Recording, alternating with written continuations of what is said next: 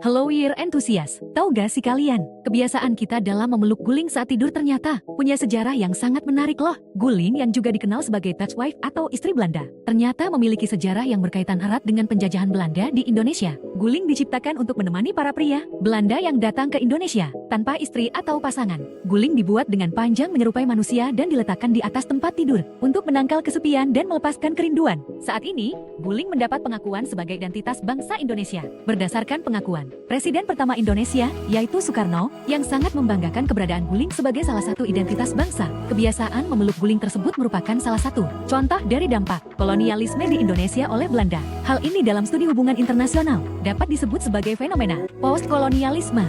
Postkolonialisme merupakan kerangka pemikiran yang secara kritis meneliti dampak kolonialisme terhadap daerah jajahan, tidak hanya dalam aspek politik, tetapi juga budaya, ekonomi, dan identitas masyarakat. Konsep ini mengacu pada kondisi setelah kolonialisme, di mana jejak dan pengaruh penjajahan masih terasa dalam berbagai aspek kehidupan hingga saat ini. Salah satu dampak yang paling jelas adalah dalam penamaan wilayah-wilayah dunia. Konsep seperti Barat dan Timur adalah konstruksi yang berpusat pada perspektif kolonial. Eropa, wilayah-wilayah ini didefinisikan berdasarkan posisi mereka relatif terhadap Eropa sebagai pusat dunia.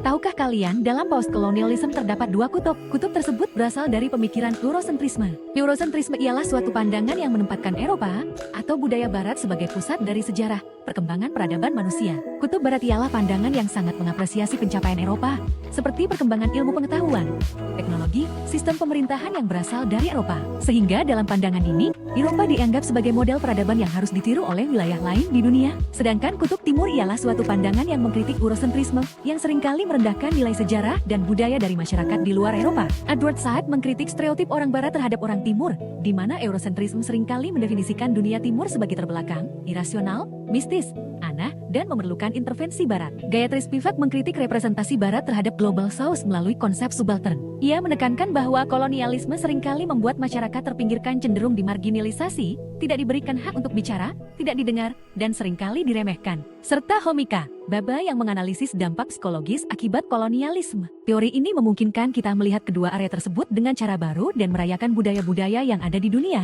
termasuk budaya yang telah dihapuskan.